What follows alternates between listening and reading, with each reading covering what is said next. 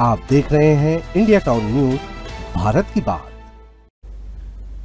नमस्कार, स्वागत है आपका हमारे खास बुलेटिन खबरें राजनांदगांव में और मैं हूं आपके साथ आस्था सिंह। चलिए बुलेटिन की शुरुआत करते हैं, लेकिन उससे पहले एक नजर डालते हैं आज की हेडलाइंस पर। नकली पुलिस बनकर ठगी, पुलिस ने आरोपी को किया गिरफ्तार। खाकी वर्दी और पुलिस मोनो बेल्ट जब्त।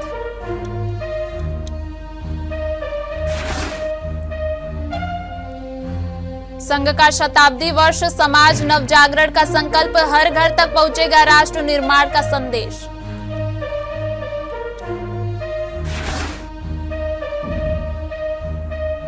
नक्सल पीड़ित जाएंगे सीएम हाउस, दुकान सील करने के मामले ने पकड़ा तूल, सीएमओ के खिलाफ एफआईआर की मांग।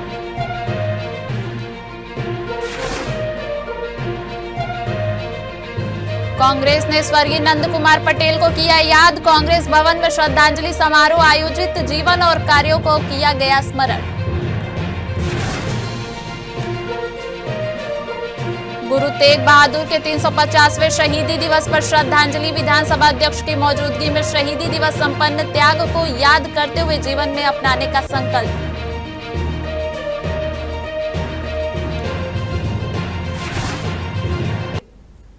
अब चलिए खबरों का रुख करते हैं।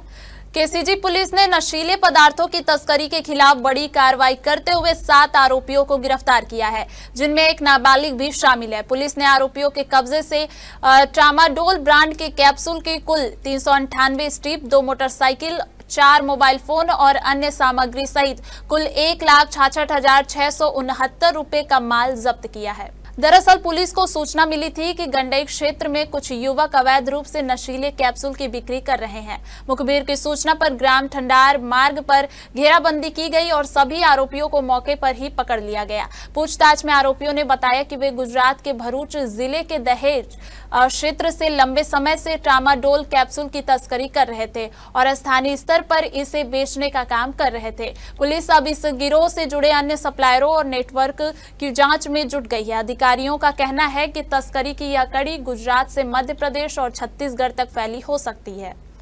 दिनांक 7/11/2025 को मुखबिर से सूचना मिली कि गंडई के मोहित टंडन, राहुल गायकवाड़ उर्फ चोंटी, तीनों को अन्य आरोपी शहबाज खान, दिलेश्वर एवं खिनवा, शैलेश टंडन एवं उत्तम रात्रे गुजरात से नशीली ट्रामाडोल कैप्सूल जो प्रतिबंधित है खरीदी करने के लिए गुजरात भेजे हैं। जो गुजरात के दहेज से भारी मात्रा में नशीली कैप्सूल लेकर ट्रेन से आ रहे हैं और वहां से ट्रेन के बाद ये बाइक से जो है गंडई आएंगे। जो 2 मोटरसाइकिल में लोग गए हुए हैं लेने के लिए। इस सूचना पर ग्राम ठंडार के पास घेराबंदी कर आरोपियों को पकड़ा गया, जिसमें से 6 आरोपी पकड़ाए और एक विद्युत से संघर्षरत बालक उनके साथ में रहा। इनके पास से प्रतिबंधित ट्रामाडोल टेबलेट 3 स्ट्रिप 398 कुल 3,184 नग कैप्सूल बरामद किया गया। छुई खदान पुलिस और साइबर सेल की संयुक्त कार्रवाई में एक व्यक्ति को गिरफ्तार किया गया, जो पुलिस की वर्दी पहनकर लोगों से ठगी कर रहा था। आरोपी गुप्तेश्वर तिवारी ने अलग अलग समय पर कुल 1,06,000 रुपए की ठगी की थी। पुलिस के अनुसार प्रार्थी सुखऊ राम नेताम और रामलाल नेताम ने अपने आवेदन में बताया कि आरोपी ने पुलिस में नौकरी दिलाने का झांसा देकर उनसे रकम की ठगी की। पुलिस ने वरिष्ठ अधिकारियों के मार्गदर्शन में आरोपी को घेराबंदी कर गिरफ्तार किया। पूछताछ में आरोपी ने अपने अपराध की स्वीकृति दी है और यह भी बताया कि उसने थाना बोर्ड तालाब और मोहगांव क्षेत्र में भी पुलिस की वर्दी पहनकर धोखाधड़ी की थी।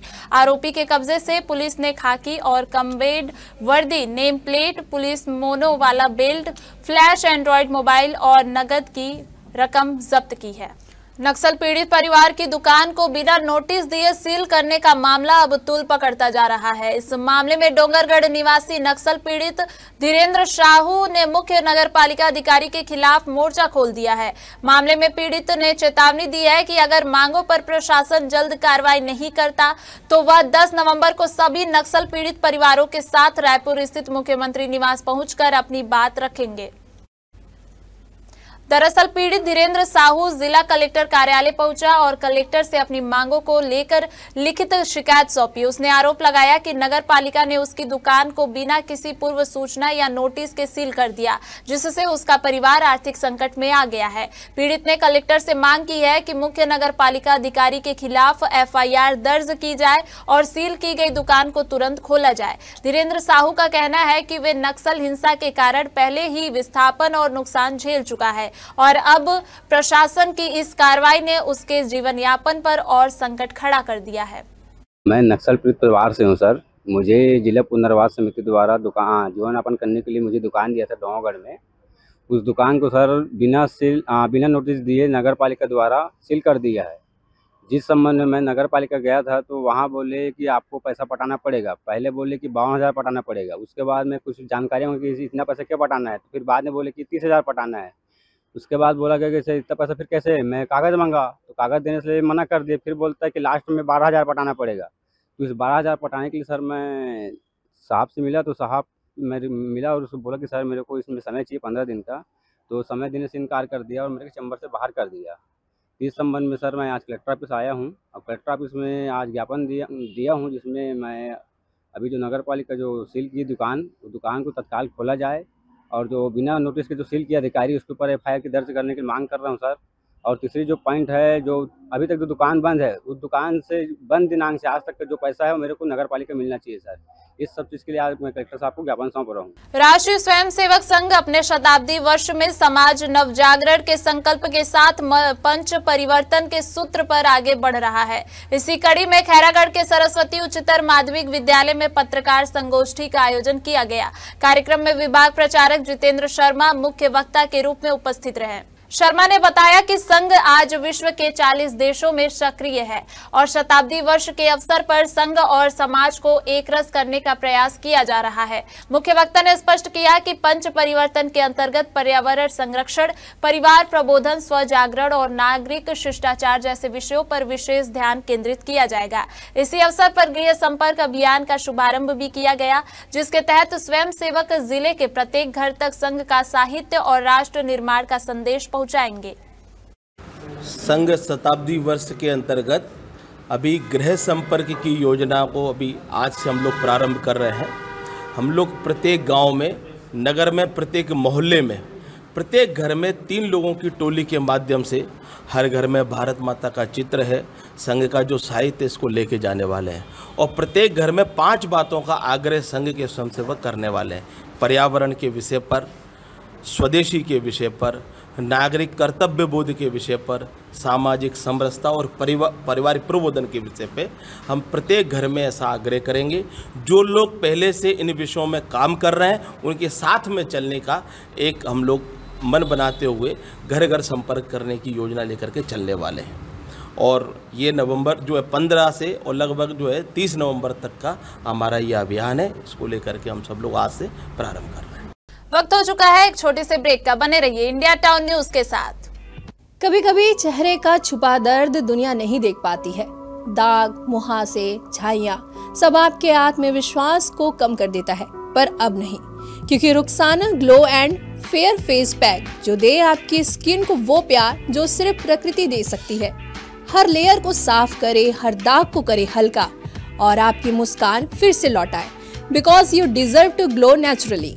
Rukhsana herbal beauty product Amazon, Meesho और फ्लिपकार्ट में भी उपलब्ध। अमीन मोटर्स उड़ान ई रिक्शा छत्तीसगढ़ का नंबर 1 ई रिक्शा शोरूम, जहां आपको सभी प्रकार के ई रिक्शा के वैरायटीज उपलब्ध मिलेंगे। हमारा ई रिक्शा काफी मजबूत है और ये सालों साल चलता है, तो आज ही घर ले आइए RTO इंश्योरेंस के साथ। हमारा पता है अमीन मोटर्स, प्यारेलाल चौक, GE रोड, न्यायालय के पास, राजनांदगांव। 9827 174038 772404 7008। ब्रेक के बाद स्वागत है। थाना चूरिया पुलिस ने कार्रवाई करते हुए नाबालिग बालिका को बहला फुसलाकर भगाने और उसके साथ दुष्कर्म करने वाले आरोपी को गिरफ्तार कर न्यायिक रिमांड पर जेल भेज दिया है। पुलिस ने यह कार्रवाई रिपोर्ट दर्ज होने के 24 घंटे के भीतर की, जिससे पुलिस की तत्परता और दक्षता का उदाहरण सामने आया है। जानकारी के अनुसार प्रार्थी ने थाना छुरिया पहुंचकर रिपोर्ट दर्ज कराई कि उसकी नाबालिग पोती को कोई अज्ञात व्यक्ति बहला फुसलाकर घर से भगा ले गया है। शिकायत पर पुलिस ने जांच शुरू की, जिसके बाद पीड़िता को सुरक्षित बरामद कर लिया गया। पूछताछ में पीड़िता ने बताया कि आरोपी ने सोशल मीडिया के माध्यम से उससे दोस्ती कर उसे फोन कर अपने साथ भगा कर ले गया और उसके साथ दुष्कर्म किया। आरोपी की पहचान हेमंत मानिकपुरी के रूप में हुई है। पुलिस ने आरोपी को हिरासत में लेकर पूछताछ की, जिसमें उसने अपराध स्वीकार किया है। राम जन्मभूमि आंदोलन के दौरान शहीद हुए कार सेवकों की स्मृति में राजनांदगांव में बजरंग दल ने हुतात्मा दिवस मनाया। इस अवसर पर विभिन्न स्थानों पर रक्तदान शिविरों का आयोजन किया गया, जिसमें संगठन के कार्यकर्ताओं ने बढ़ चढ़कर हिस्सा लिया।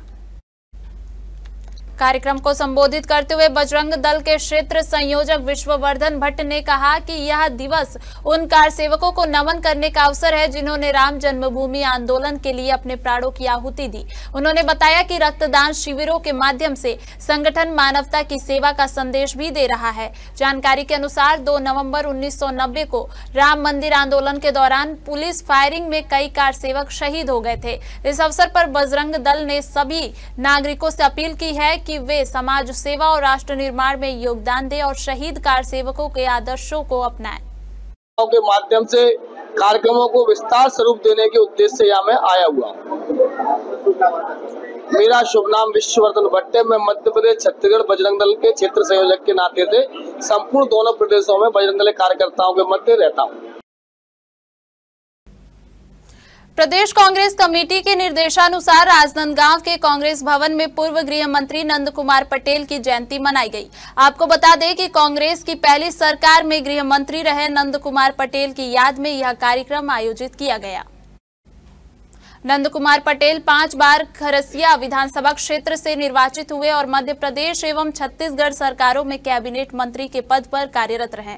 उन्हें उनके साहसिक और जनसेवा के कार्यों के लिए हमेशा याद किया जाता है। उनकी शहादत 2013 में दरभा घाटी नक्सली हमले के दौरान हुई थी, जब नक्सलियों ने उन्हें अपहरण कर उनकी हत्या कर दी थी। आज के कार्यक्रम में कांग्रेस के वरिष्ठ नेता और कार्यकर्ता बड़ी संख्या में उपस्थित रहे और उन्हें श्रद्धांजलि अर्पित की। साथ ही नंद कुमार पटेल के जीवन और कार्यों पर प्रकाश डालते हुए उनकी जनता के प्रति निष्ठा और सेवा भाव को याद किया गया। जी देखिए, आज प्रदेश कांग्रेस कमेटी के निर्देशानुसार पूर्व गृह मंत्री, अविभाजित मध्य प्रदेश में केंद्रीय मंत्री रहे और छत्तीसगढ़ में भी प्रथम गृह मंत्री रहे और छत्तीसगढ़ प्रदेश कांग्रेस कमेटी के पूर्व अध्यक्ष रहे। आदरणीय रायगढ़ खरसिया के विधायक, 5 बार के विधायक, इन्होंने सरपंच से लेकर विधायक तक का केंद्रीय राज्य के मंत्री, वरिष्ठ मंत्री तक का सफर तय किया। उनकी आज जन्म जयंती है। प्रदेश कांग्रेस कमेटी के अनुसार आज कांग्रेस भवन में हम कांग्रेस जनों ने फूलमाला चढ़ाकर, माल्यार्पण कर उनकी प्रतिमा पर, उनकी तैल चित्र पर माल्यार्पण कर कार्यक्रम रखे और उन्होंने सभी लोगों ने उनके साथ जो बिताए, उनके व्यक्तित्व, उनके कृतित्व के बारे में जो भी जानकारी थी सभी लोगों के साथ शेयर किया। और आज चूंकि वो परिवर्तन यात्रा के दौरान जीरम में जो नक्सली हमला हुआ था उसमें शहीद हो गए, इसलिए आज प्रदेश कांग्रेस कमेटी के निर्देशानुसार यह कार्यक्रम किया गया। राजनांदगांव जिले के शिवनाथ नदी तट पर स्थित ऑक्सीजन जोन में राज्य स्तरीय बौद्ध सम्मेलन का आयोजन किया गया। यह सम्मेलन इस क्षेत्र में 5वां आयोजन था, जिसमें वियतनाम, म्यांमार और भारत के विभिन्न हिस्सों से बौद्ध उपासक शामिल हुए। कार्यक्रम में आसपास के क्षेत्रों से भी बड़ी संख्या में श्रद्धालु पहुंचे और उन्होंने सम्मेलन में भाग लेकर बौद्ध धर्म और धर्म की शिक्षाओं के प्रति अपनी आस्था व्यक्त की। सम्मेलन के दौरान बौद्ध समाज के गुरु ने उपस्थित सभी लोगों को संबोधित किया और बौद्ध धर्म से संबंधित महत्वपूर्ण जानकारियां साझा की। इस आयोजन का उद्देश्य बौद्ध धर्म के संदेश का प्रचार प्रसार करना और विभिन्न देशों एवं क्षेत्रों के उपासकों के बीच सांस्कृतिक और आध्यात्मिक संपर्क बढ़ाना था। और इस कार्यक्रम में वियतनाम और म्यांमार से और भारत से बौद्ध भिक्षु यहाँ उपस्थित हुए हैं।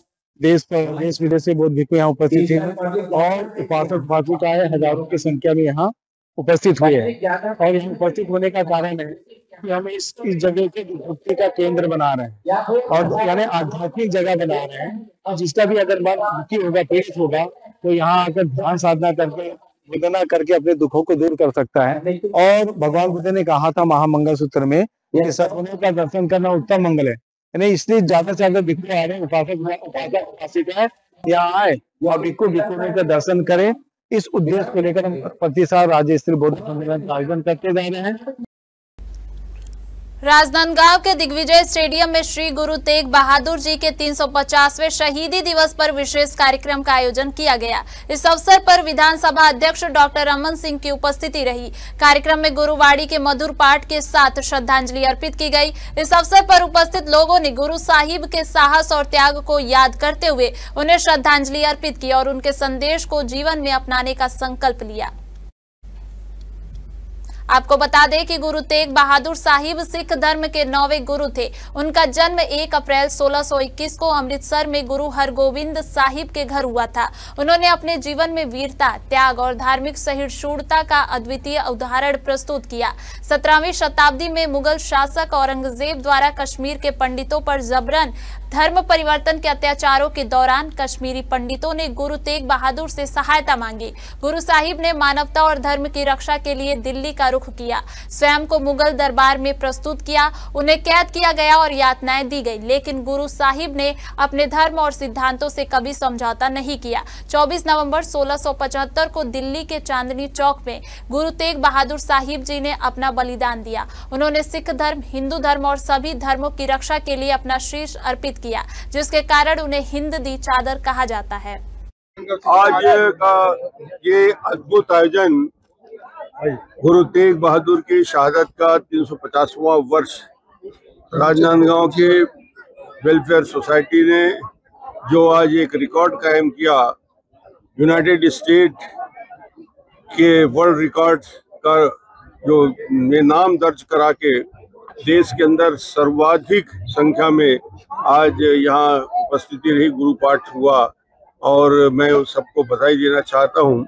गुरु तेग बहादुर की शहादत इतिहास में दर्ज है और हिंदुस्तान का बच्चा बच्चा जानता है कि किस प्रकार मुस्लिम आक्रांताओं ने किस कश्मीर के, जम्मू कश्मीर के ब्राह्मणों को धर्मांतरण के लिए मजबूर किया गया। तेग बहादुर के पास जाकर उन्होंने अपनी रक्षा की मांग की। तेग बहादुर ने कहा, जब तक मैं जिंदा हूँ इस देश में धर्मांतरण नहीं हो सकता। गुरुओं के शहादत का इससे बड़ा इतिहास दुनिया के किसी किताब में नहीं लिखा है। और उन्होंने औरंगजेब के सामने जाकर कहा कि तुम्हें धर्मांतरण कराना है, कमजोर लोगों को धर्मांतरण मत कराओ, मेरा धर्मांतरण करो। मगर औरंगजेब की हिम्मत नहीं थी, ताकत नहीं थी कि गुरुजी का धर्मांतरण कर सके, और इसलिए क्रोधित होकर दिल्ली के चांदनी चौक में उनकी शीश काटकर अलग कर दिया। मगर ये बलिदान पूरी दुनिया को ये दिखा दिया कि धर्म की रक्षा से बड़ा कोई धर्म नहीं होता, कोई ज्ञान नहीं होता। और गुरुजी ने उसका अनुसरण किया और आज उनको हम 350वीं शहादत दिवस में श्रद्धा पूर्वक याद करते हैं। इसका कार्यक्रम हुआ है। जैसा कि आप जानते हैं, हमारे गुरु तेग बहादुर साहब जो हैं, उनकी शहादत को 350 वर्ष पूरे होने जा रहे हैं। उसको ध्यान में रखते हुए ये आयोजन किया गया था। और आयोजन का मुख्य उद्देश्य था कि हम आप इस उम्र वाले जो लोग हैं उनकी शहादत को तो जानते हैं, परंतु ये जो आज यहाँ आपने जन उमड़ाव देखा था, जो भीड़ देखी थी, जो बच्चों की व्यवस्था देखी थी, वो नई पीढ़ी जो है, उस नई पीढ़ी को ये मैसेज जाएगा कि त्याग क्या होता है, सिमरन क्या होता है। ये सारी चीज़ें आज उन नए पीढ़ी के लोगों को हमने दिखाई है, बताई है। आज यहाँ 7000 लोग इकट्ठे थे। यदि 7000 लोगों ने यदि ये एक साथ जो पठन किया है, उसमें यदि 70 लोगों को भी ये बात उनके दिल दिमाग में अपने आजीवन रहेगी, ये हमारे लिए बहुत बड़ी बात होगी। और आप सभी ने, पूरे मीडिया ने, पत्रकारों ने, सभी ने बहुत सहयोग किया। मैं सभी धर्म के, सभी वर्गों के लोगों के अध्यक्षों का जिन्होंने सहयोग दिया, उनका धन्यवाद करता हूं।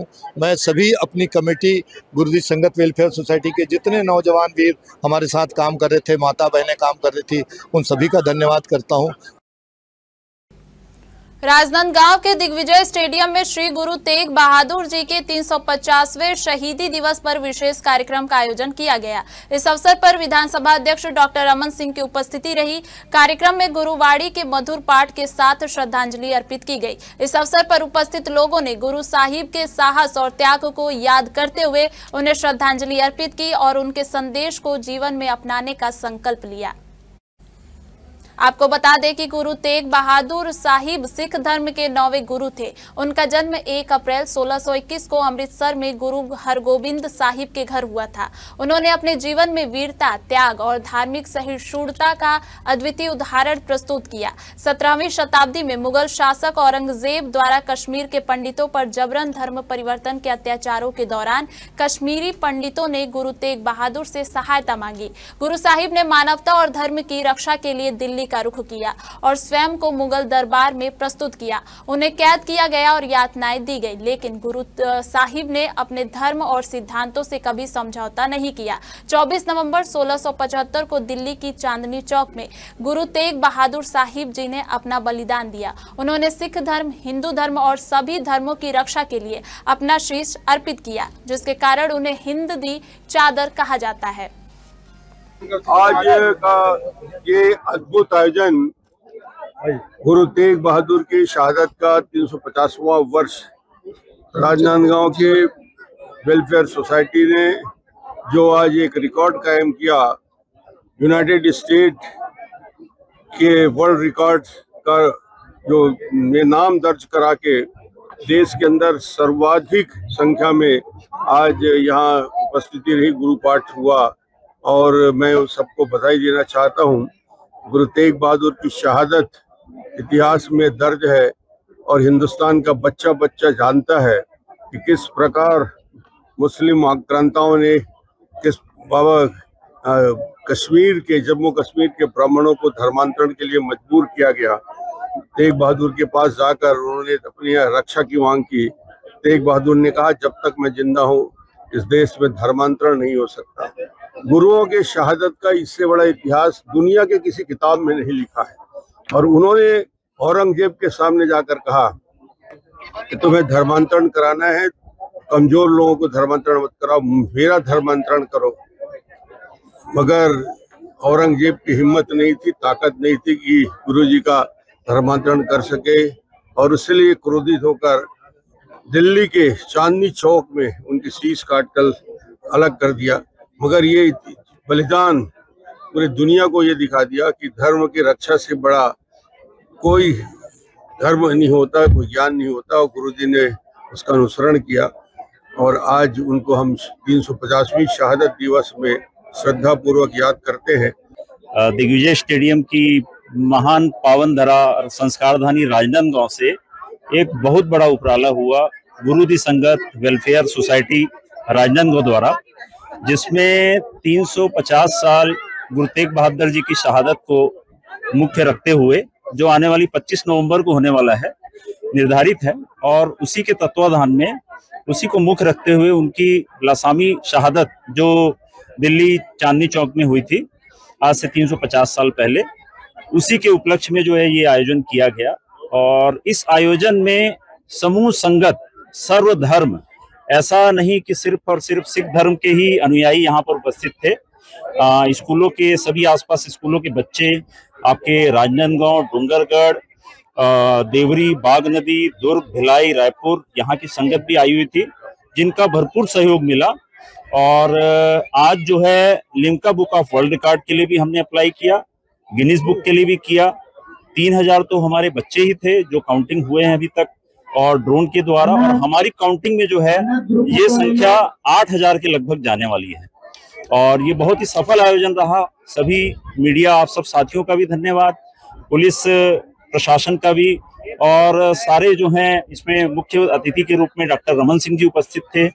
आप एबिस से अपने बहादुर अली जी थे, और मतलब सारे सिख समाज के मुखिया और मुख्य समाज सेवी और प्रतिनिधि उनके यहाँ पर उपस्थित थे। अपने आप में एक ये बहुत बड़ा आयोजन हो गया। हमारे खास बुलेटिन खबरें राजनांदगांव में सिर्फ इतना ही। देखते रहिए इंडिया टाउन न्यूज, भारत की बात। नमस्कार।